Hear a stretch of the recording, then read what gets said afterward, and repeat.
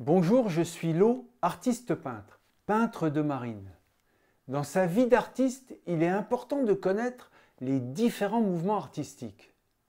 Aujourd'hui, l'orientalisme en bref. Alors l'orientalisme, c'est quoi?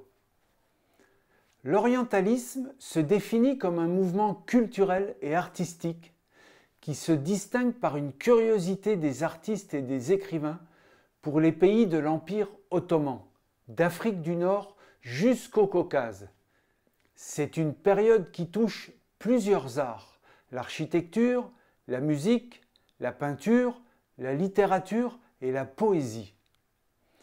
Plusieurs principes ressortent de l'orientalisme. En un, la fascination de l'Empire ottoman et de l'ailleurs. En deux, le mariage des styles, des civilisations et des époques. En trois, la recherche de l'exotisme. L'orientalisme est né en Europe occidentale au XVIIIe siècle et s'est poursuivi tout au long du XIXe siècle.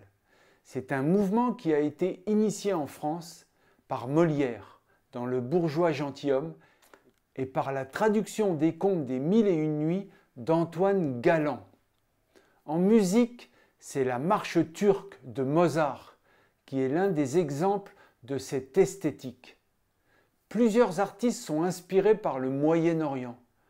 L'art orientaliste pictural ne correspond en France à aucun style particulier, mais rassemble tout de même plusieurs artistes ayant choisi ce même thème. Parmi eux, Ingres, Eugène Delacroix, Horace Vernet, Jean-Léon Gérôme, Eugène Fromentin, Auguste Renoir. Quant à Henri Matisse et Pablo Picasso, ils y ont touché au début du XXe siècle.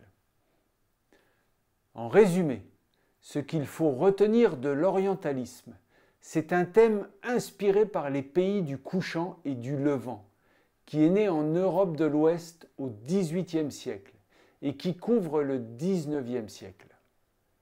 L'esthétique est pittoresque, c'est une fascination pour l'exotique qui permet de représenter les paysages et les costumes de ces pays, mais aussi les mœurs différentes, ainsi que les pratiques admises ou tolérées. Le harem, par exemple, si éloigné de la culture européenne de l'époque, fait l'objet de nombreuses interrogations, mais aussi de nombreux fantasmes érotiques.